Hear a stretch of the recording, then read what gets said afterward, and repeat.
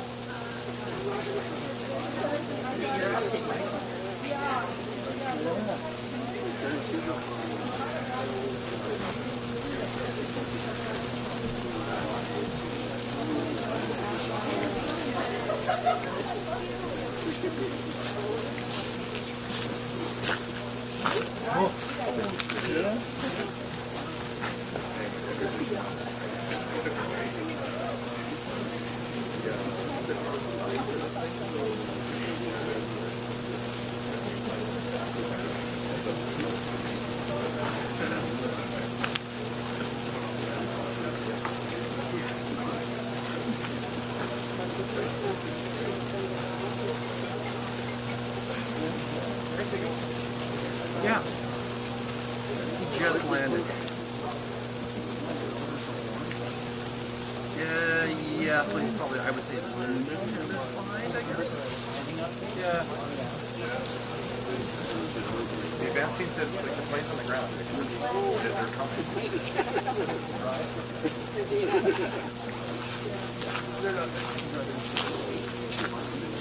I wouldn't say right, but it's coming.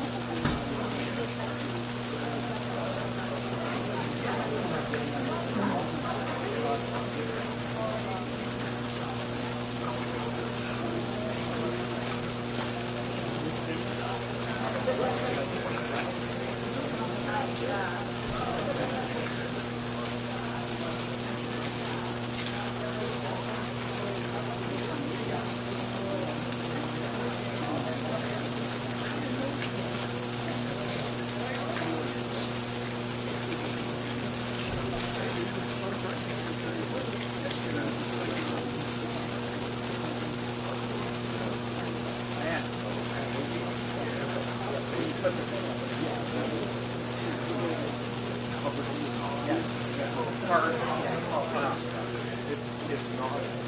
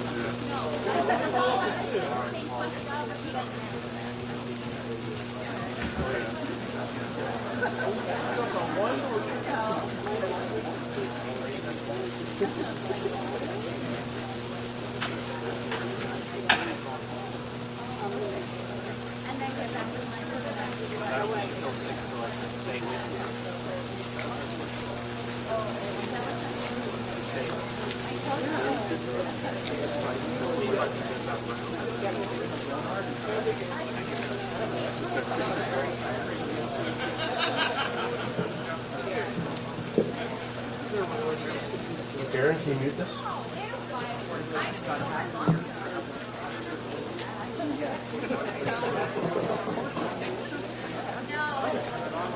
Karen, can you mute this?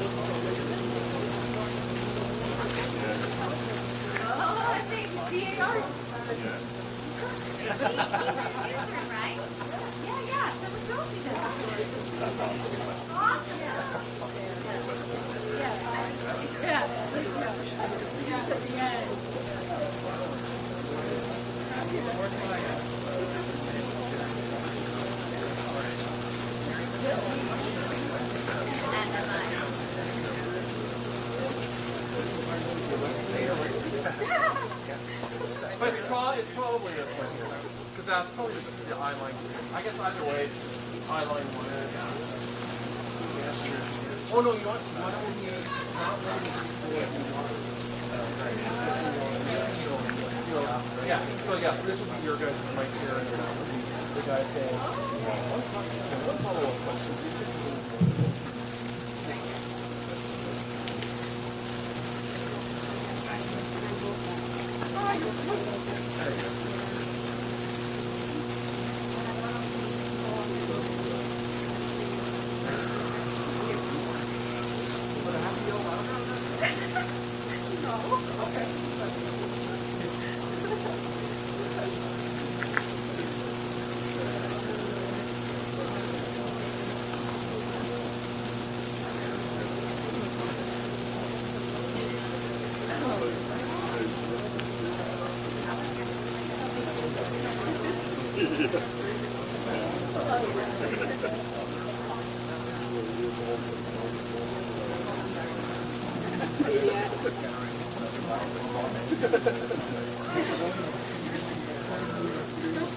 Chair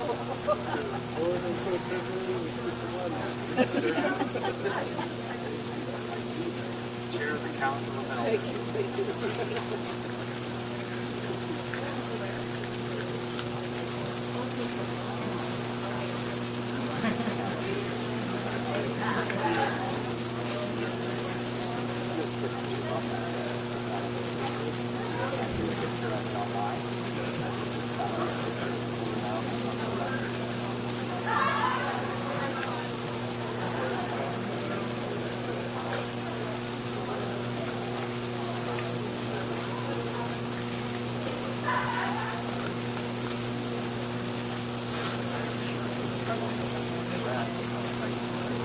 Are you kidding or are you filing?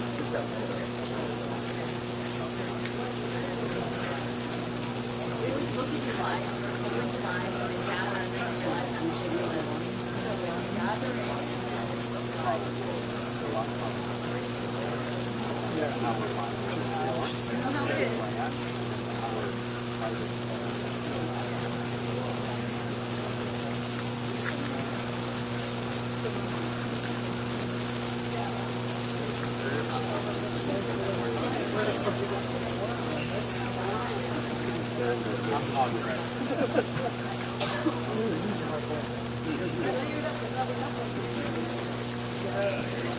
Everybody wants to get lighter shoes. Look at that. I've been shaking it.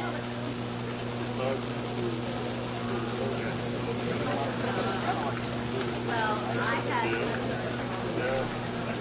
my purse, and I had bought things from George for hungry. And I had just bring in my purse and walk over in there. It melted. And it was so warm. But it hasn't been hot.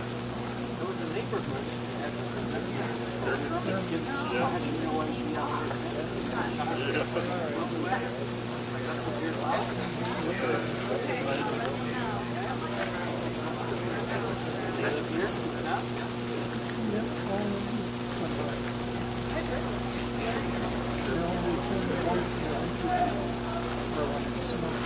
I just wrote in the Carney Yeah.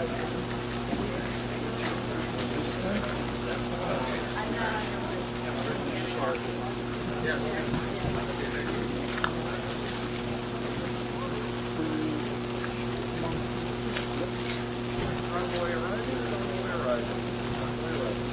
Thanks, Mike.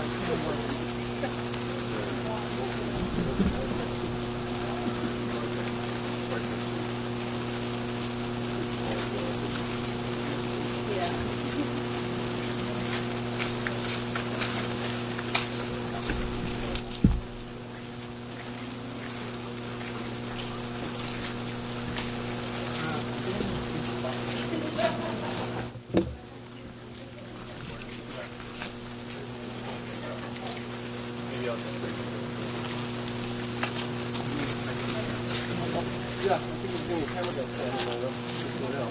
Well, I'm not too sick. Okay. Okay. I think he's just getting B-roll right now.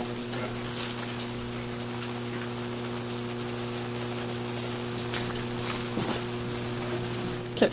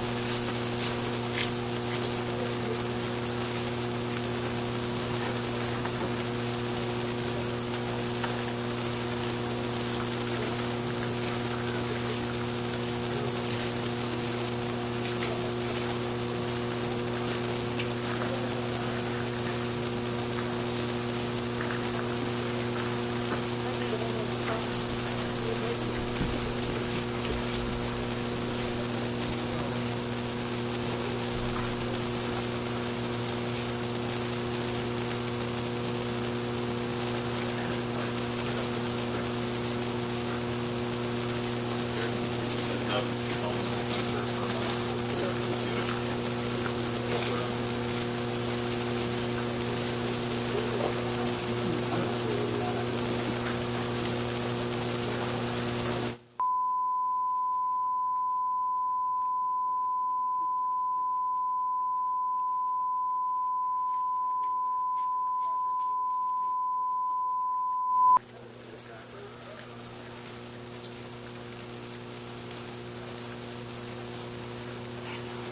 you ready?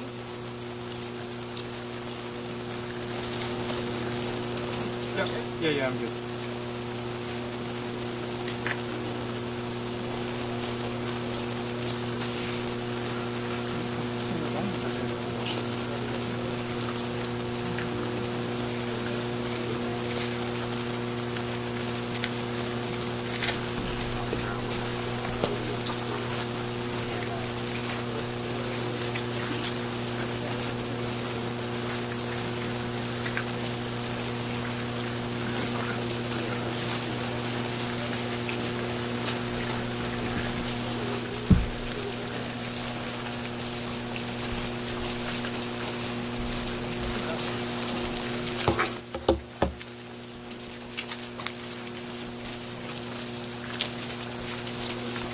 You were first up. You were first up. Pay my respect.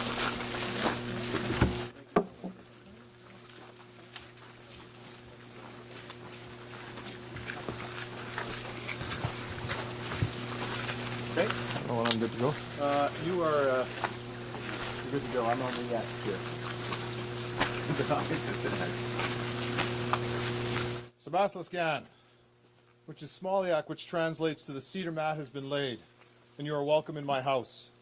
I would like to acknowledge that Terrace sits on the traditional territory of the Tsimshian people, the Kitsillas and the Kitsimkalim. Canada, welcome to Northwest BC, and Terrace specifically. Terrace is the epicenter for all the major projects in Northwest BC.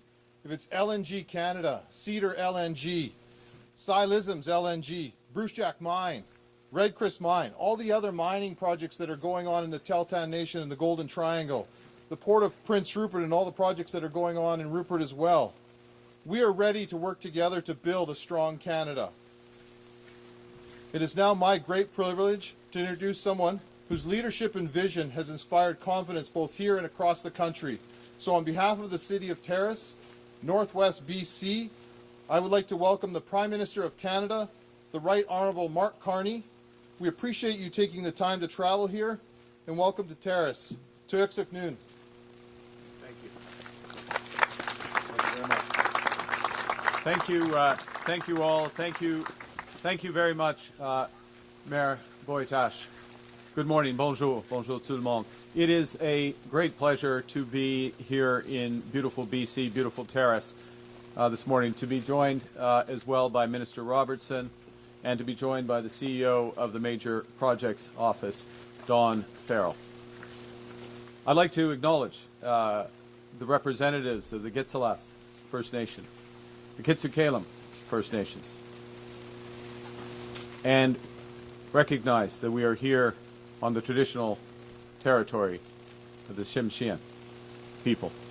I'd like to acknowledge other representatives of other First Nations communities who've gathered with us today and whom we honor. The reason for this meeting is to announce the second group, the second tranche of major projects that will be referred to what's known as the Major Projects Office. Let me talk a bit about those projects and what they're here for. They're here to reinforce our nation. They are part of nation-building strategies to transform our economies, but to build all nations, to build Canada and to build First Nations. They are strategies that will make our country more independent, more inclusive, more sustainable, and yes, more prosperous. Parce que nous sommes dans une situation où le monde évolue rapidement. Les changements technologiques s'accélèrent. La transition axée sur l'énergie verte gagne rapidement de terrain et transforme la demande mondiale en ressources. Et les États-Unis ont fondamentalement changé leur approche au commerce, ce qui menace des emplois et plonge les entreprises canadiennes dans un climat d'incertitude. We're in a situation because of all these changes in the world that many of our historic strengths, based on close ties with the United States, have become our vulnerabilities. We just released a budget last week. And in that budget, we estimate that the U.S. tariffs and the associated uncertainty that they're causing will cost the Canadian people about 1.8% of our GDP. Now, let me translate that into real numbers. That's about $50 billion lost from our economy. It's the equivalent of $1,300 for every woman, man, and child in this country. That's because the world, U.S., changing rapidly. And so we must change our strategy dramatically. And we're doing that by drawing on our legacy as builders, a legacy forged for long by the people of British Columbia. Throughout our history, Canadians have built major projects that define our landscape and underwrite our prosperity. Projects like the railway that united the Maritimes around the time of Confederation. Projects like the Canadian Pacific Railway that helped bring British Columbia into Confederation. The Trans-Canada Highway that linked our nation. The St. Lawrence Seaway that has opened up new markets in the East for over $1 trillion of cargo and counting. We used to build in this country, and we are building our nation again. One of the first things that Canada's new government did was to pass something called the Building Canada Act. That was back in June. And this law changes the government's approach to building major projects from why to how. Those projects are projects that strengthen Canada's autonomy, our independence, strengthen our resilience, strengthen our security. They're projects that provide major economic benefits to Canadians, ones that have a high likelihood of success. Crucially, they are projects that advance the interests of Indigenous peoples. And they have to be projects that contribute to sustainable, clean growth. And the Major Projects Office is helping to build Canada smarter and quicker, fast-tracking infrastructure that we need to unlock our country's immense resources and potential.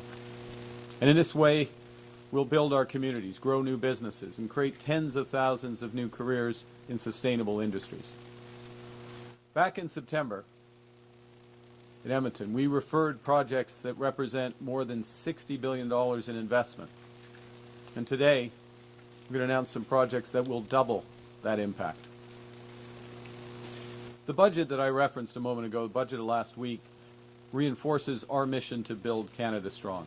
It's our plan so that Canadians take full control of our future.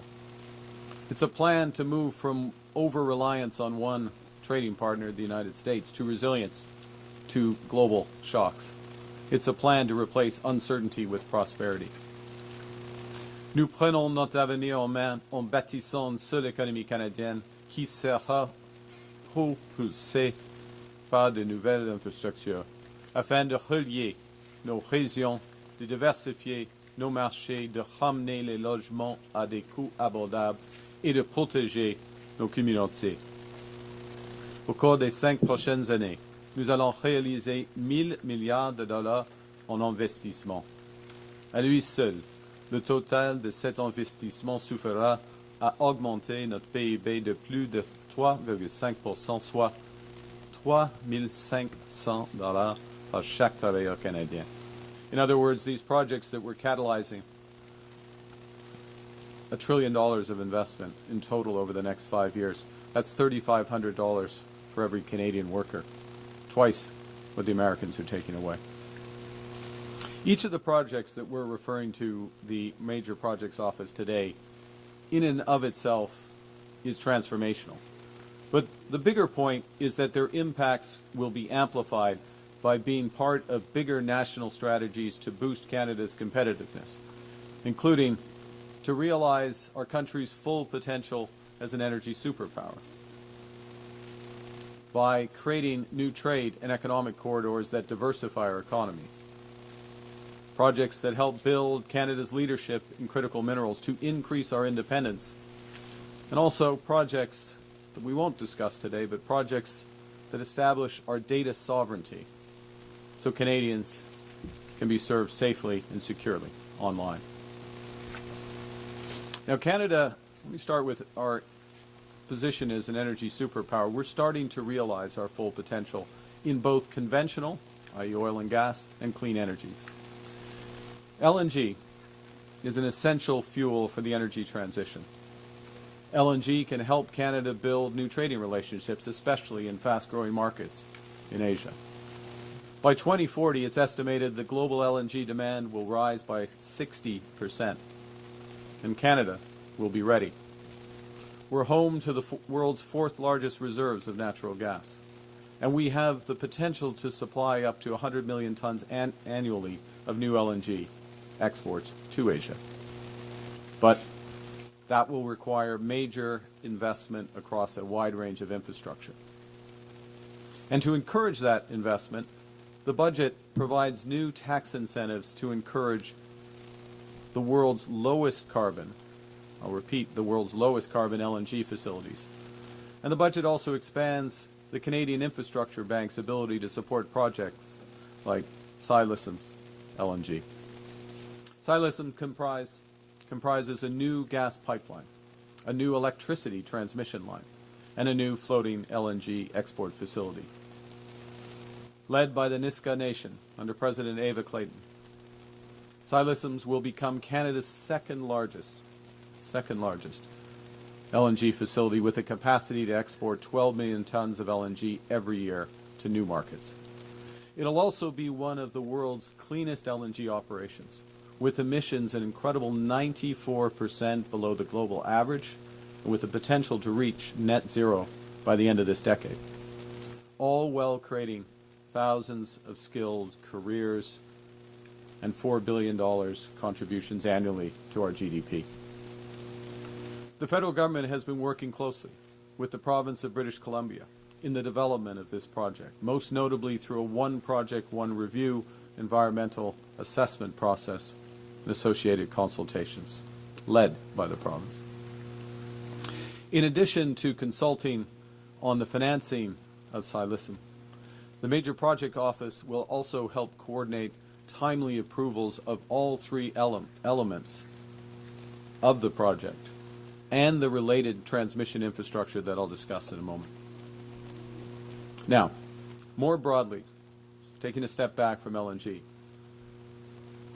core to becoming an energy superpower will be to fully capitalize on Canada's advantage in clean energy by substantially expanding our clean electricity grid. Over 80% of the electric power we produce in the country, it's higher obviously in British Columbia, but in the country as a whole, is clean.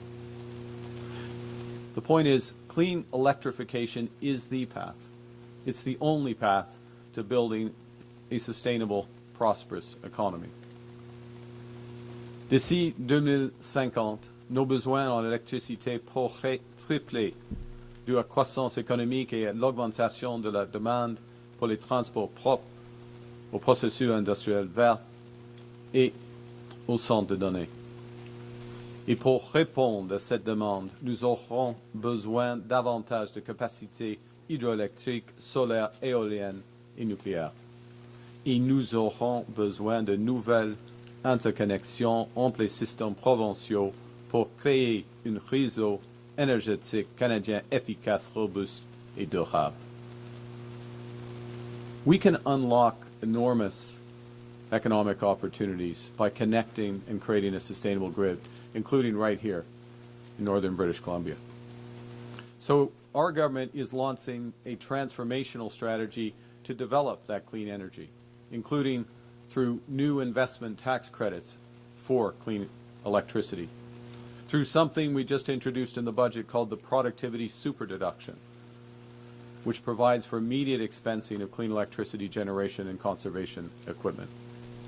The Canadian Infrastructure Bank plans to invest $10 billion in clean power projects, and there will be federal support for provincial transmission links. We also see that nuclear power will play an important role in scaling clean generation.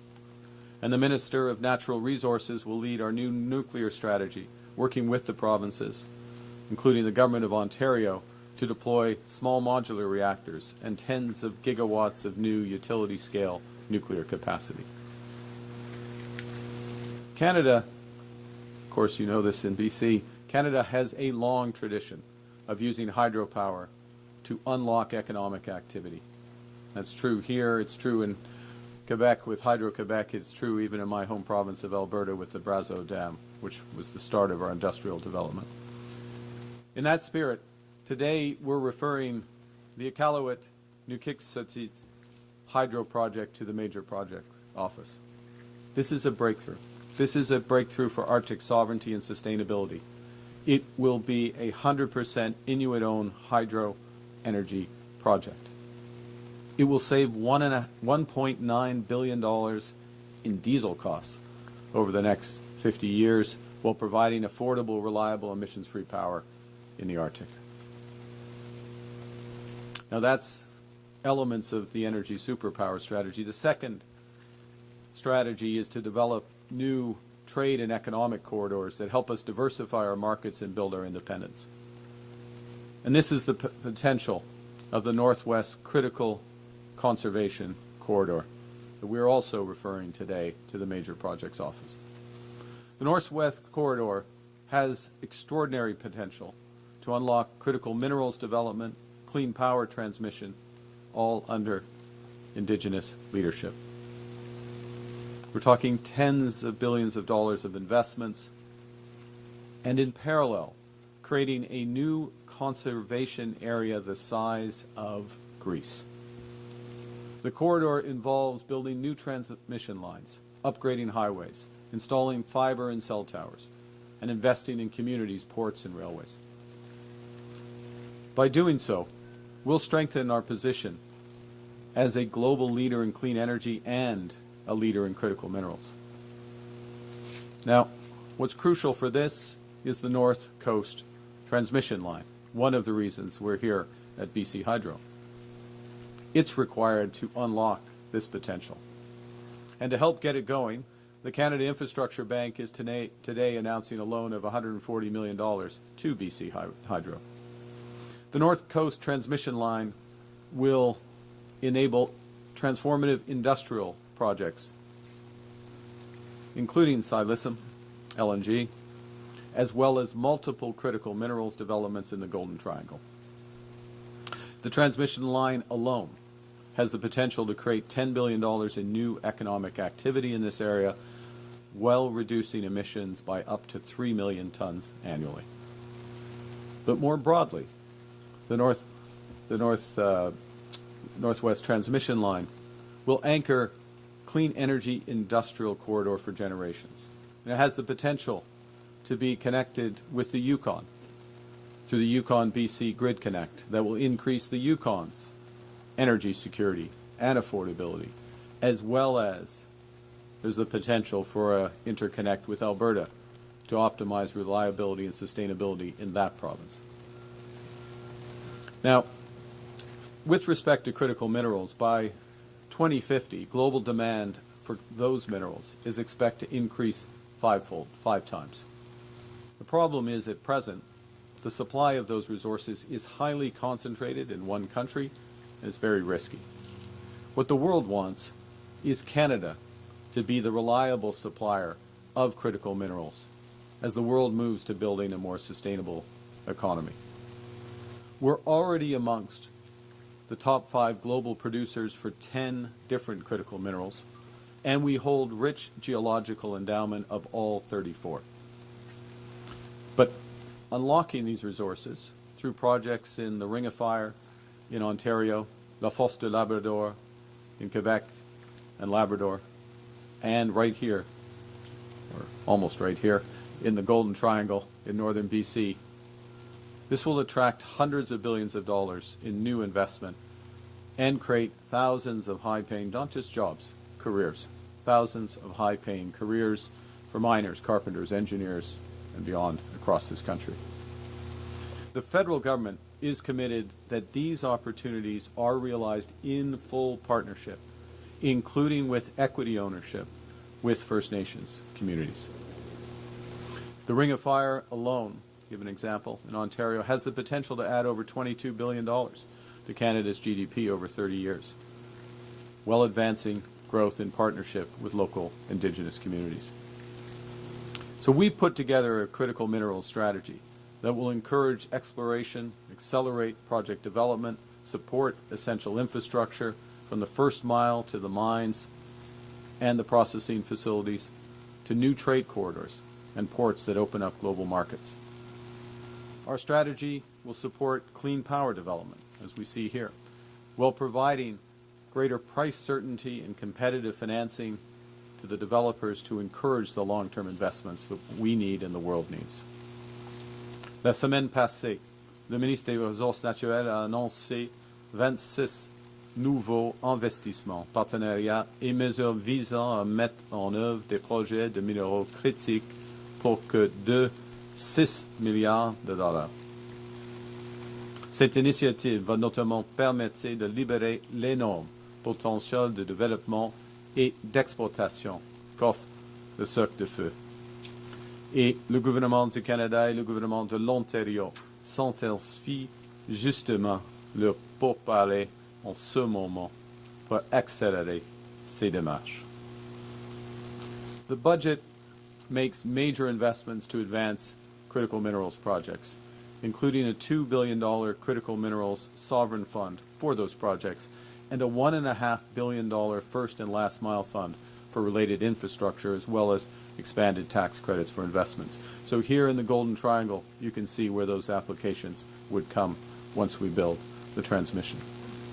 In this context, we're referring to the Major Projects Office, Canada Nickel's Crawford project in Ontario, the Nouveau Monde Graphite Matawini mine in Quebec, and the Northcliffe Resources Sisson mine in New Brunswick.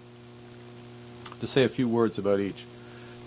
Crawford will anchor Canada's global leadership in clean industrial materials. It is situated in the world's second largest nickel reserve. It will produce high quality, low carbon nickel, essential for batteries and green steel. Its projected emissions are 90% below the global average, and it has the potential for a net negative carbon footprint. Crawford will set the global standard for the future of responsible mining. The Sisson mine in New Brunswick will produce tungsten, the strongest metal in the world, and it will position Canada as a reliable supplier for steel manufacturing, defense, and protective equipment. Et enfin, la mine Matawini de Nouveau Monde Graphite va transformer les chaînes mondiales d'approvisionnement en batteries. Et ce projet va s'intégrer à l'usine de matériaux de batteries de Bécancour afin de produire de graphite sphérique utilisé dans les batteries de véhicules électriques et les systèmes de stockage d'énergie. Et tout cela sera entièrement alimenté par l'électricité propre du Québec. Le projet va permettre de réduire les sources fortes en carbone, de renforcer la résilience canadienne en matière d'approvisionnement et de contribuer à l'accélération de la transition énergétique. En plus, il va attirer 1,8 milliard de dollars en investissement. Now, I've talked a lot about building and specifics of what we're going to build together. But today is not just about what we build, it's also about how we build. We're building sustainably, in each case reducing emissions and investing in a clean energy future. Our energy and critical minerals projects are amongst the lowest carbon in the world. And moreover, they unlock major investments in sustainable growth for generations to come. Secondly, we're building in solidarity with Canadian workers, creating hundreds of thousands of high-paying union jobs. And we are always building in partnership with Indigenous peoples to ensure meaningful Indigenous ownership and major economic benefits while promoting the conservation of our natural heritage for future generations. This approach reinforces that the impacts of our nation-building strategies, just like those that came before us, that these impacts will be generational. Consider my earlier reference to that railway in the Maritimes. It was built around the time of Confederation to move goods and troops there, to assert Canada's independence and help unite a young country. But that line eventually became part of the Canadian National Railway, which now spans more than 31,000 kilometers across this vast land, reaching here to Terrace and from Terrace to the world. That line moves $250 billion of cargo each year and employs nearly 25,000 Canadians. Its infrastructure is old as our nation itself, and it drives this huge economic activity across the country, employing tens of thousands of Canadians and uniting our nation. That's the power of nation-building projects. Projects that Canadians have built before, and projects that we are starting together to build again.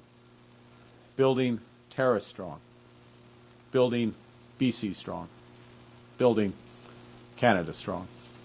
Thank you very much. Merci, and I look forward to your questions. Thank you, Prime Minister.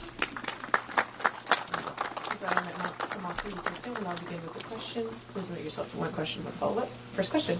Hi there. Excuse me. Hi there. Aaron MacArthur from Global News. There's been a considerable amount of Indigenous opposition to fast tracking. We see with Silas Sims there's 2 legal challenges already. Yep. Does the Major Projects Office and the fast tracking legislation run into conflict with Indigenous groups and rights and title?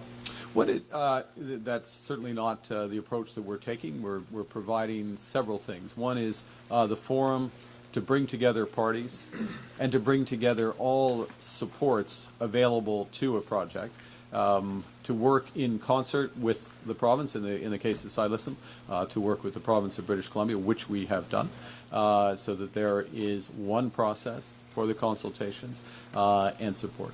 The second thing that it does, and I'll come back to the consultation and support in a second, second thing it does, very importantly, is that the federal government is putting on the table huge financing for Indigenous equity ownership. So we're moving to a different nature of these projects, from benefits to the communities, which there has to be, benefits in construction, benefits as they, when they're operating for Indigenous communities, but to have true equity ownership that is financed by the federal government, and that ownership position is put in place. That also helps with the process and ensures that they are fair and just.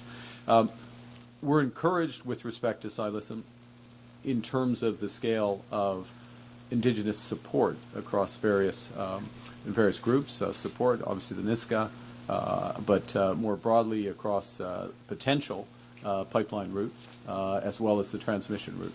But the process moves forward.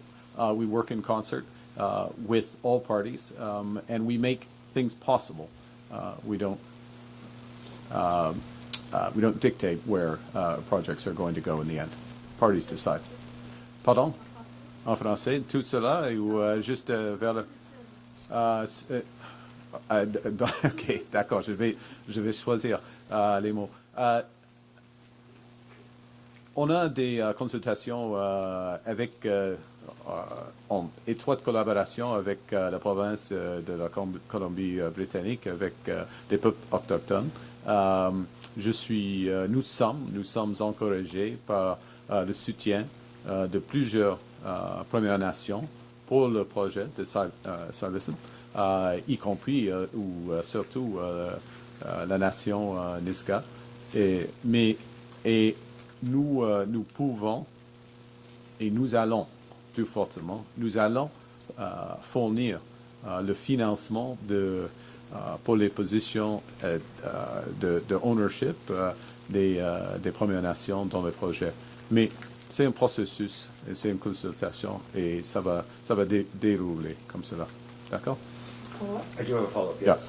Can you talk about specifics of how the MPO will move projects forward? I looked at the Crawford Nickel project, for example. It's 3 years into its approval process.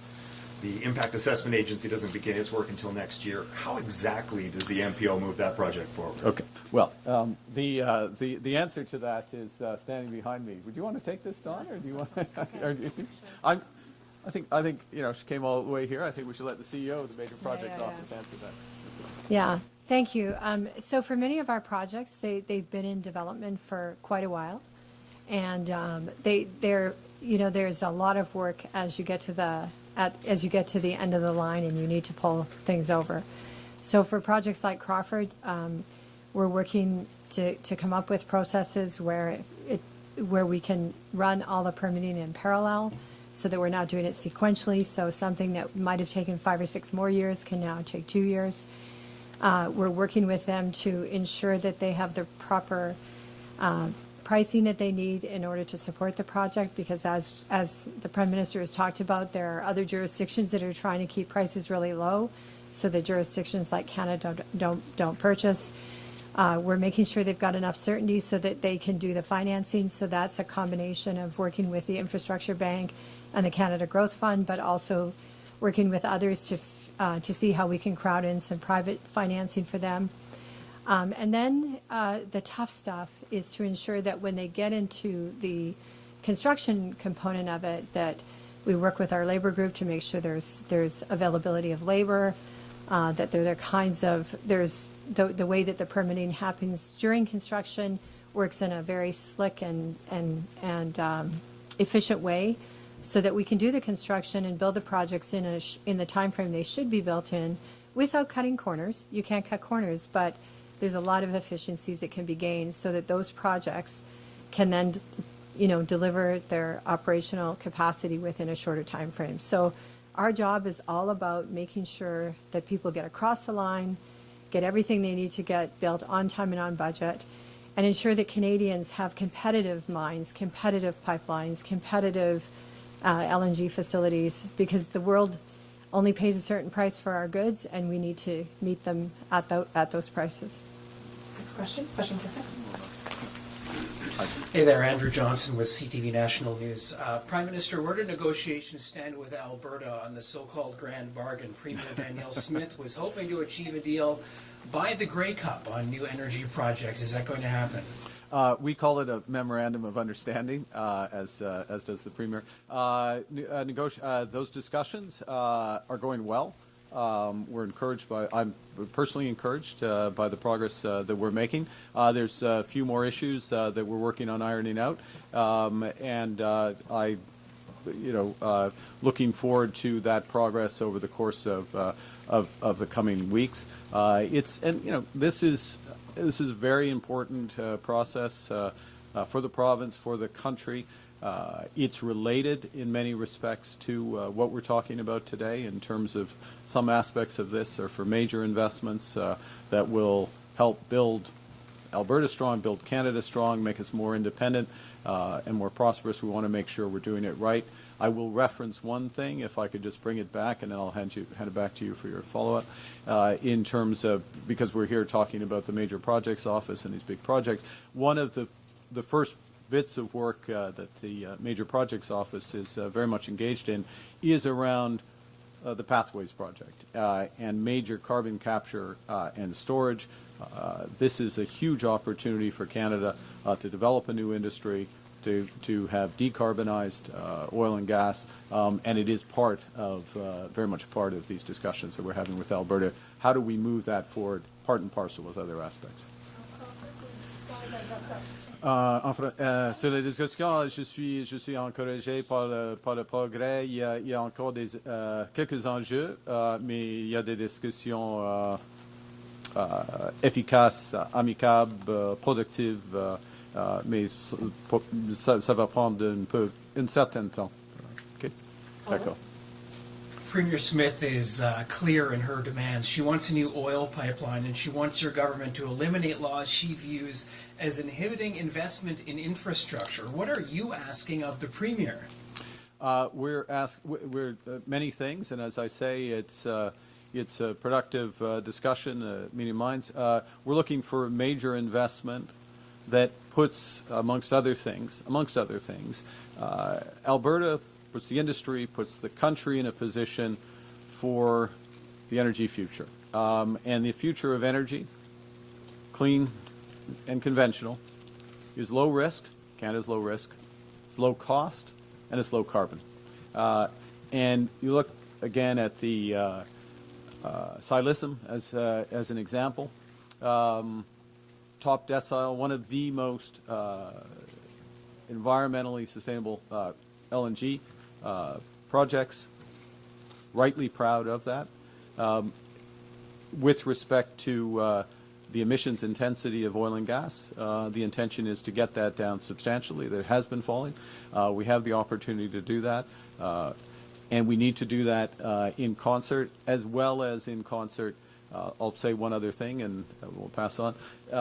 Is making our industrial carbon markets, the tier market in Alberta, work more effectively, and that's an important element for future investment certainty going forward. Thank you. Thank you. Next question. I think this is. Caroline Bargu with CBC News. My question is similar to my colleague Aaron's question. 2 months ago you announced the initial batch of major projects. How has being on that list helped those projects move along? Yeah. Okay. So, and I'm there'll be a bit of overlap with, not surprising, with what Don Farrell said. Part of it is moving in parallel as opposed to moving sequentially. I mean, part of the reason why a number of projects in the past have taken a decade or so before a decision is made whether to move forward. There's a term, as I'm sure you know, in building final investment decision. Well, you don't take the final investment decision of whether to put shovels in the ground, metaphorically or physically, until you know whether you've got the regulatory approvals, some idea of what the financing terms are going to be, who's going to buy potentially the product, those aspects. Well, the answer is whether you're going to get the environmental assessment, who your partners are going to be, and how can they participate fully in the project. What being part of the this process is, from the federal government's perspective, is to move our contributions to all of those aspects, to speed them up, to move them in parallel, with provincial governments. I'll give you another example, which is that too often, historically, you'd have a provincial approval process, and then the federal approval process would start. But different federal departments would start their approval processes at different times and not take into account what others were doing. So, with respect to the projects that have come over, we're moving much faster. We're moving in parallel. There's a window, a single window for the people who are working on these projects to see all of the financing support. There's a single window for Indigenous peoples working with the federal government. Again, it's not the entire picture, but it's an important part of the picture to move that forward. And it moves these projects more quickly to the decision whether they move forward or not. And I can tell you personally from my experience in the last 2 months, just dealing with the proponents, it is very much appreciated.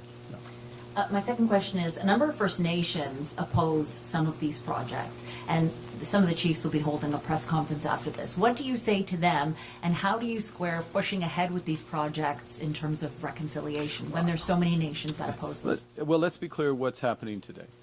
We are referring projects to the Major Projects Office so that all of the work is done, so that all of the information for that decision that I just referenced, the final investment decision for these projects, is available. And a crucial component of that, I don't mind repeating myself about this because it's essential, is full First Nations partnership and participation. Okay? And that comes with the knowledge of what the terms of the project are, what the possibilities are for that participation, and this is the single window that provides it. Referring to the MPO, the Major Projects Office, does not mean the project is approved. It means that all the efforts are being put in place from the federal government in order to create the conditions so it could move forward. But those decisions are taken by many parties, including very much First Nations. So if the First Nations continue to oppose them, then there's a chance these projects will not go through? Well, we'll see the decisions they're taking. But I underscore that when we speak to, with respect to Silism, which is a multi-phase project or multi-aspect project, the very considerable support that exists already for that, and it links into a broader strategy that becomes available in the Northwest Critical Conservation Corridor, including considerable conservation in the area as well. So it is linked. There are many parties, and all of those parties have to be taken into account. Next question. Prochaine question. Yeah. Bonjour. Enfin. Julie Oui. Landry, Oui. Radio-Canada. Donc, ces grands projets qui sont déjà été annoncés et ceux d'aujourd'hui sont tous des projets à long terme. À partir de quand on va voir les retombées économiques de ces projets-là? C'est une bonne question. Alors, en ce qui concerne la stratégie économique du gouvernement du Canada, il faut, si on cherche des retombées, des impacts immédiats, des impacts actuels, c'était le cas avec la réduction des impôts pour 22 millions de Canadiens. Chaque Canadien et Canadien qui paie les impôts du Canada a reçu, ou sont en train de recevoir, une réduction de leurs impôts. Première chose. Deuxièmement, on a et en même temps, dans le budget, nous avons protégé tous les politiques de santé, toutes les politiques sociales, tout le filet social de notre grand pays. Ça, c'est important pour les impacts immédiats dans l'économie. Deuxièmement, en ce qui concerne les investissements dans l'infrastructure, je suis ici avec Monsieur le ministre de l'Infrastructure et de Logement. Et avec Maison Canada, une nouvelle initiative du gouvernement, on va créer les impacts à court terme, pas immédiat, mais à court terme. Et à ce moment-ci, c'est plus de 4 000 et demi environ maisons qui sont en train de développement. Là, il y a des impacts là.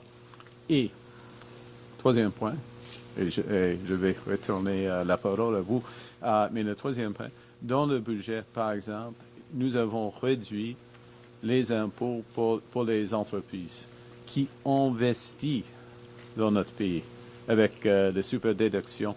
Et nous sommes dans une position maintenant où, pour les investissements, les vrais investissements dans le Canada, l'impôt sur les investissements est presque 5 points plus bas au Canada par rapport aux États-Unis.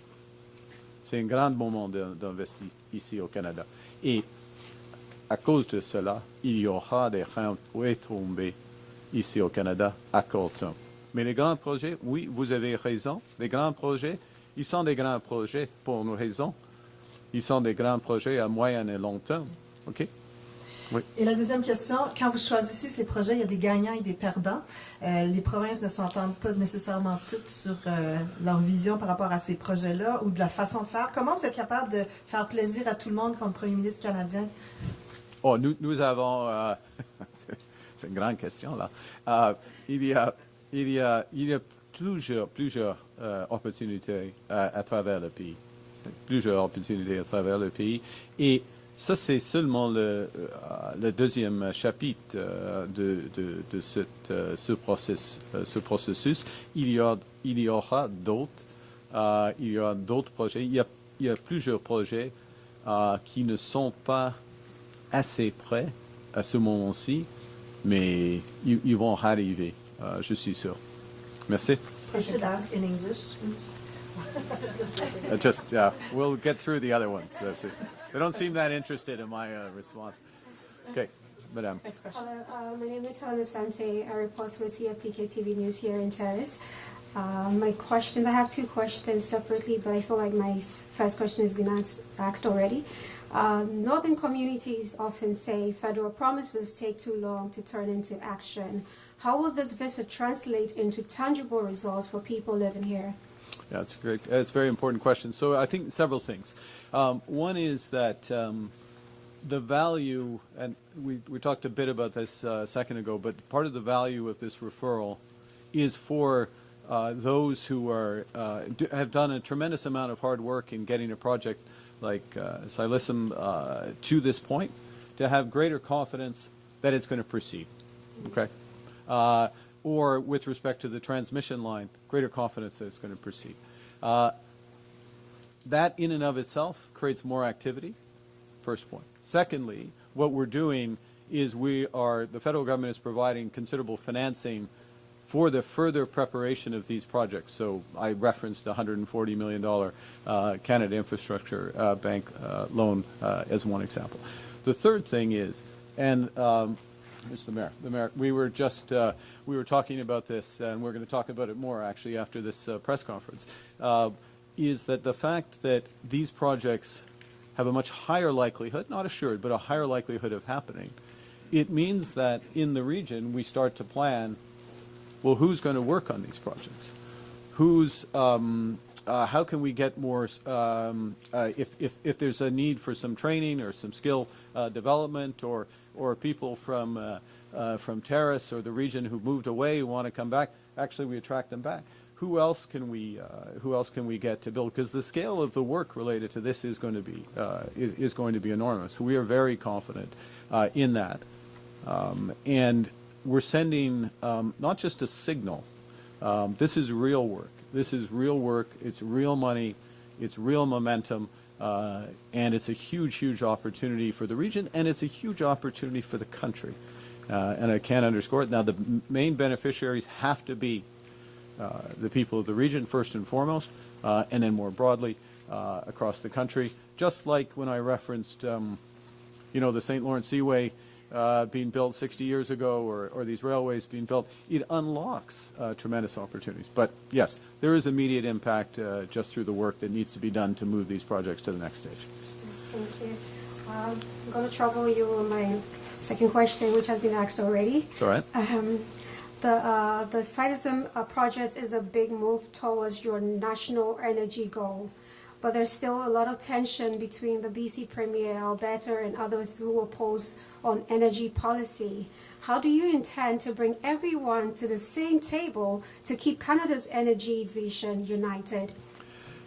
It hasn't been asked that well.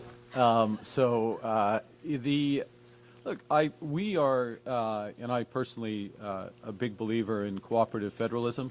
The federal government has a role, the provinces have a role, First Nations, Indigenous peoples more broadly with the territories have central roles. We need to talk to each other. We need to understand each other's perspectives. We need to see where we can cooperate and build things. We need to acknowledge where we can't and not move forward.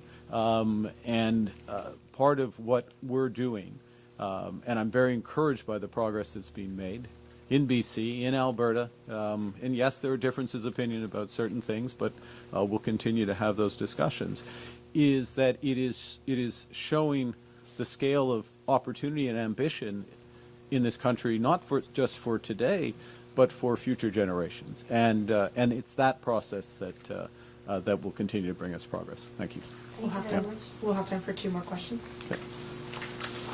Hello, Mr. Prime Minister. Colton Bazoyan, Vista News, Prince Rupert.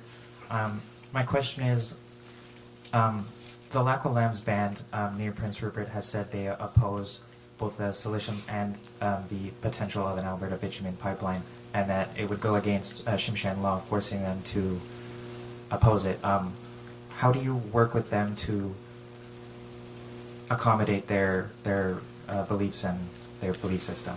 Yeah. First and foremost, and let's keep to Silicem, because that's what we're talking about today.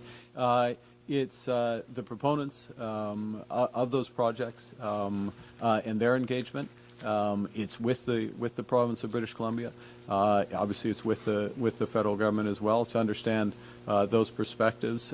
If there's any accommodations that can be made for those perspectives, this creates a process that allows that to happen. Thank you. Last question, Diane Lissa, Canadian Press. Thanks for taking my question. So there are some documents show the assets of the Silence and Air Energy will be owned by the U.S. Company, Western Air Energy. Why did you decide to prioritize an American-owned project? Thank you. Well, there's three aspects to this project. There is the LNG liquefaction, what is called liquefaction or export facility, which will be off Terrace Island as the current plan. There's the pipeline, where there is and there's an associated transmission line that is independent of the northern North Coast transmission line as well. And there are different ownership structures for the various aspects of the project. All aspects of the project are necessary for the project to move forward. And in those regards, there are different ownership structures, as I say, including with significant indigenous ownership.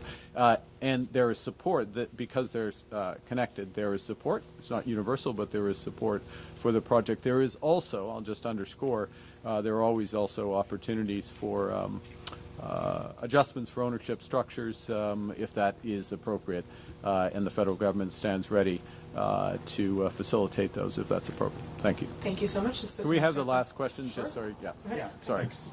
Yeah. Ryan Agata from Dogwood News. Following up on this question. So, as it stands, Western LNG is the owner of the Xilisms terminal, and it would be built in Korea with Korean and Chinese steel.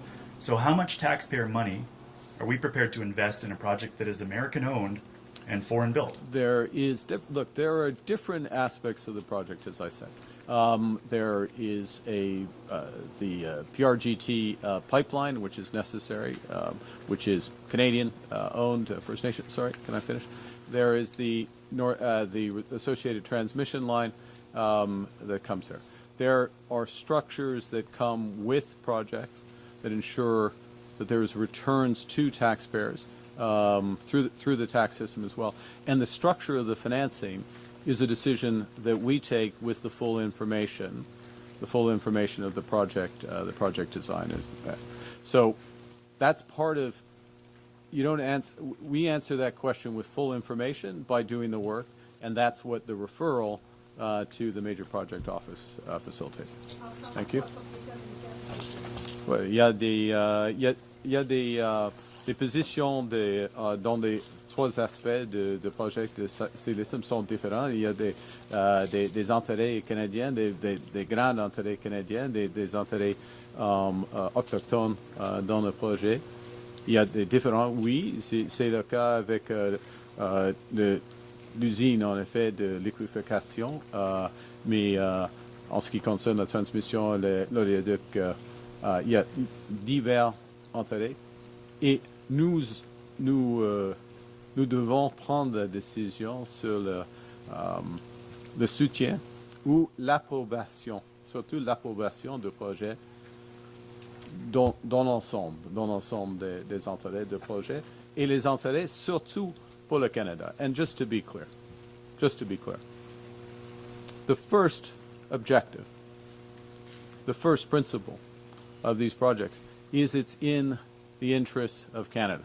The interests of Canada making us stronger, making us more independent, the interests of Indigenous peoples, the interest of building a more sustainable society. We're in a position here, I mean, I wanted to come here because this, the scale of and the breadth of the opportunity in northern British Columbia is immense if we work together to help unlock it.